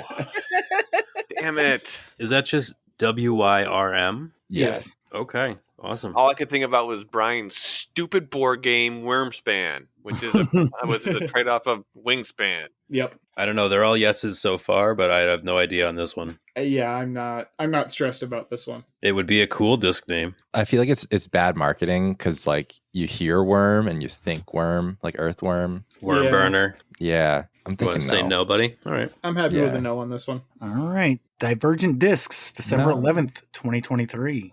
So if a worm burner is thrown into the ground, would a worm burner be a sky shot? Like trying think to so. blast a worm out of the sky? I like it. I like it. But that was a steal, so Alex, Randy, and Evan, category 1 or 3. Either way. Randy, you earned the right to pick this category.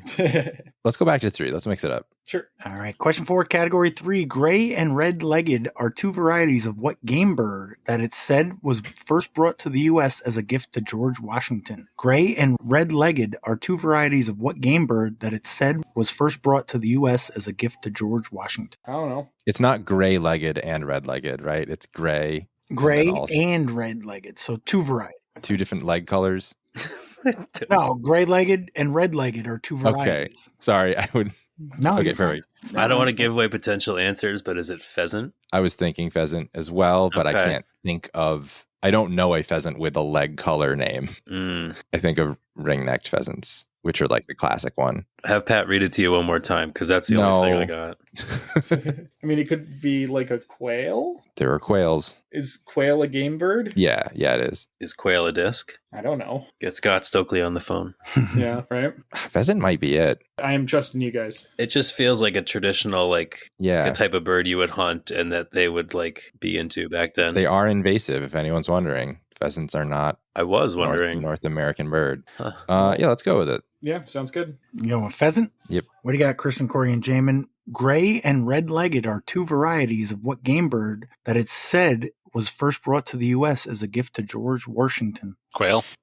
Sounds like a likely answer. Sounds like the only other game bird I know, unless it's duck. I walked away real quick because I had to check the wood stove, and I've been watching a lot of Outdoor Boys YouTube TV, which is like this guy surviving in Alaska. And having only heard their answers, I was really hoping the answer was going to be ptarmigan, which is like the stupid Alaskan chicken-like bird.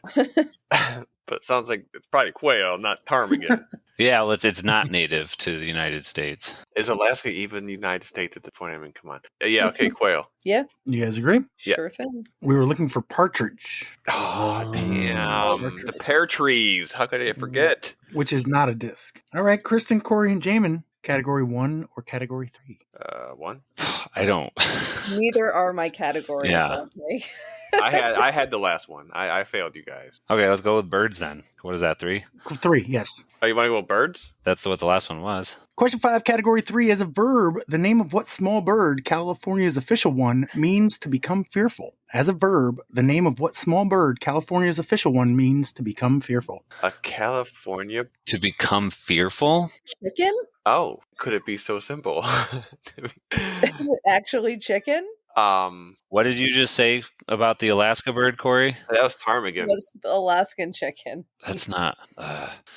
I can't think of anything at all right now. I have no idea. Can you ask the question one more time? As a verb, the name of what small bird, California's official one, means to become fearful? A verb. What's a bird that's also a verb? Quail?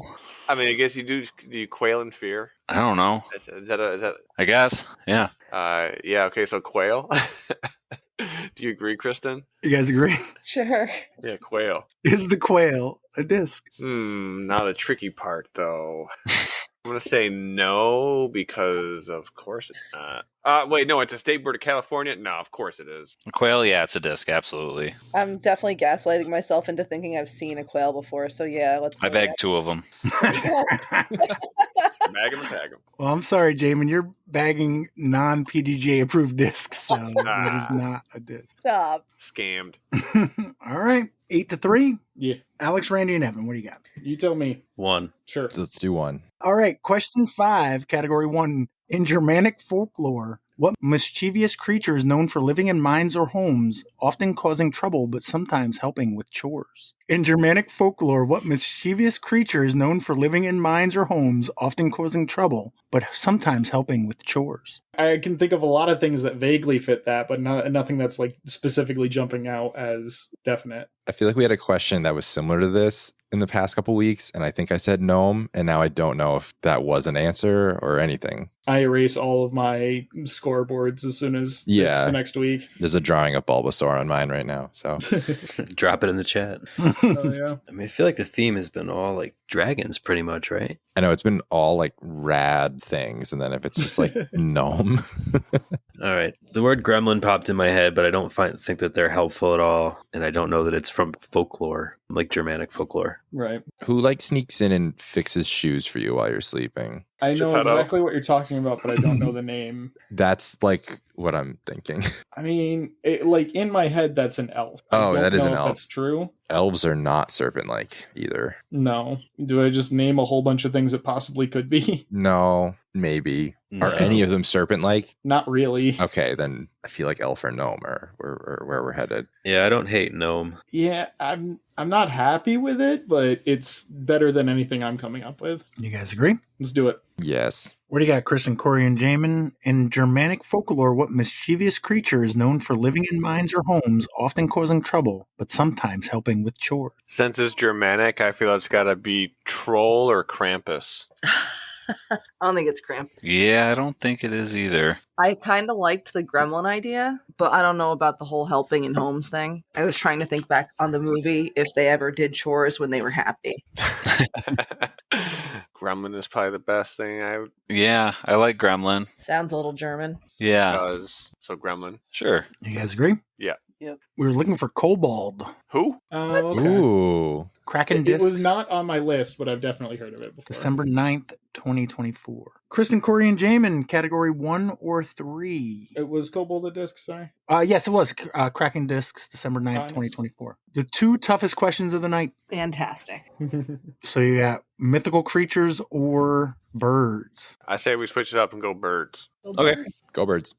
Question 6, category 3. The eastern great egret is a species of heron from the genus Ardea. In New Zealand, it is known as the white heron or by its Maori name, what? The eastern great egret is a species of heron from the genus Ardea. In New Zealand, it is known as the white heron or by its Maori name, what? You saw the movie, Kristen. What was the bird? What was the bird in that movie? I'm thinking of RPM discs. Yeah, I am too. I feel like it starts with a K. The only RPM discs I know are Kiwi and Pika Pika. Oh, maybe it's that P one that I'm thinking of. They named the disc after the sound that a Pikachu makes when it's talking. You're a little bit off on that one, Jim. Shut up, Alex. You'll have your turn. I don't know these RPM discs. Yeah, obviously I don't either. Yeah. There's one that I would be able to pronounce it even if I read it, let alone Right, fit yeah. it back from memory. Yeah, and that's exactly the one that I feel like I'm thinking of too.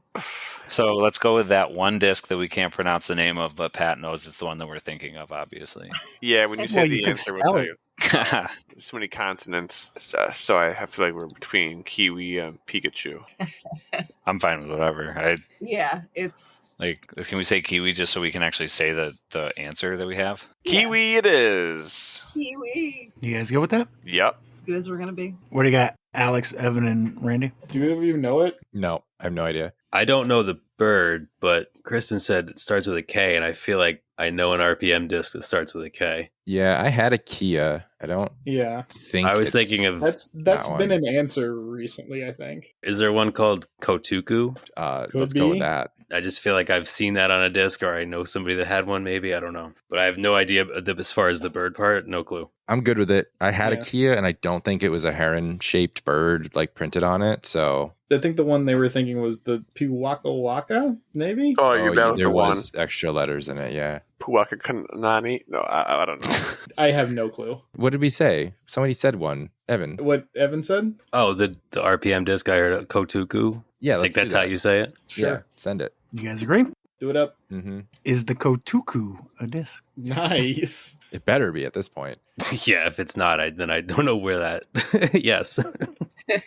RPM discs, November 16th, 2020. Yeah, when Kristen said something with a K, I'm like, I've seen that too. Yeah, and I think I dyed one for Fatty up at Gunks one time. I had dyed one for him, I think. Something from RPM. But that was like the one I'm like, damn it, I know the name. Well, thanks for jogging my memory. Oh, you're so welcome. I was thinking of the Puwaka Waka. Yeah, I was actually thinking of the Pika Pika, which is a disc, Alex. Yeah. Oh, my bad. Yep. Final question, Alex, Randy, and Evan, your victory lap. One of the merfolk in Philippine mythology, what creature can, according to folklore, manipulate and control water-type elements and related forces such as pressure, tides, and wave? They can also change water to ice. One of the merfolk in Philippine mythology, what creature can, according to folklore, manipulate and control water-type elements and related forces such as pressure, tides, and waves? They can also change water to ice. So can I in my freezer. I don't know. Couldn't tell you. Ariel. Yeah, Ariel, the Little Mermaid. You guys agree? Yeah, let's do Yep. What do you got, Chris and Corey and Jaimen? One of the merfolk in Philippine mythology. Sebastian. it. My only two guesses were going to be Chupacabra or Slender Man. Slender Man, love it. You guys go with Slender Man? Slendy. We're looking for the Kata Divergent Oh. Discs, December 11th, 2023. So Alex, Randy, and Evan, 10-3 are winners. All right. Anything before we go? Nope. We got, what, a New York and a New England team challenge this weekend? Who's got New England team challenge this weekend? We do. Stony Kill is at Oak Oh. Ridge. Yeah, we're going back to back with it. May or may not be a good idea. All right. We shall see. So thank you, Alex, Corey, Evan, Randy, Jaimen, Kristen, and Jason. And so we that's about it. Thanks. Thanks, Pat. Thanks, Thanks, Pat. Pat.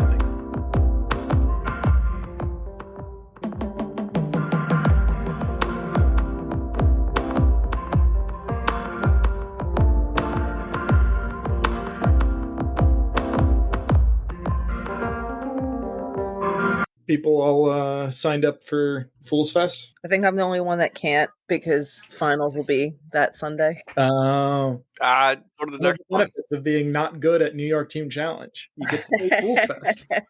Zach signed up. He signed up for Saturday. I signed up for both. I love FDR. That's a great course. Oh, nice. I did consider, depending on who else signs up for the pro weekend, I might go at least for one round and go see whoever's playing. That's nice. I don't blame them because it's, you're trying to make as many people as possible happy, but I just don't like the fact that they do it on different days like that. It's like 4 days now, right? Yeah. I mean, again, it's just a personal thing. I think that's what else you're going to do. Yeah. It's a big operation. Yeah. I mean, to get everybody to organize the divisions and everything over those days. It is a bummer that it is different days. Like I said, if it was Saturday, obviously I would have been there and I'll probably be there just because Zach's there right now anyway. But, I get it. Yeah. Some events just grow real huge. Yeah, exactly. Yeah. Damn you for being so popular. Yeah. Fools Fest, you know? What are you going to do? Shucks, Wedge, shucks. I mean, you got Alex playing twice, isn't it? Didn't I see that? Yeah. Yeah, I'm that's signed wild. up for both sides. That's great. Eventually, I'll be too good to sign up for AM, but I think I'm still a few years away from that. Corey, you too good to sign up for AM? No. No, I'd say no. I mean, if I was a local FDR guy, I'd definitely play both weekends. Hey, sorry I'm late. Oh, no, you're in trouble, mister. You're playing Fools Fest, right, Jason? Yep. But not the AM side, like Alex. He's doing both. I am ineligible for AM side. See, that's different between you and Corey. Like, you're ineligible. You couldn't if you wanted to. Yeah, weird flex, Jason, but okay. I want to play MP40, which is Sunday, but Jess and I are alternating, so she's going to play FPO and I'm going to play MPO. Oh, okay. The truth is, Corey just doesn't want to get beat by Leighton Brinster. Alex is used to it, so... It's true. It's true. I've never played there, but it looks like MA40 might be on Sunday, so maybe I should look into that. It's a great course. Yeah, ton of fun to play, and a well-run tournament, too. Yeah, it's a good course and great tournament. Right. A lot of 5-digit PDGA numbers in MA40. Jack Bradley. I've heard of that guy. He knows the course very well. Maybe I could get on his card. Just a little bit. Yeah.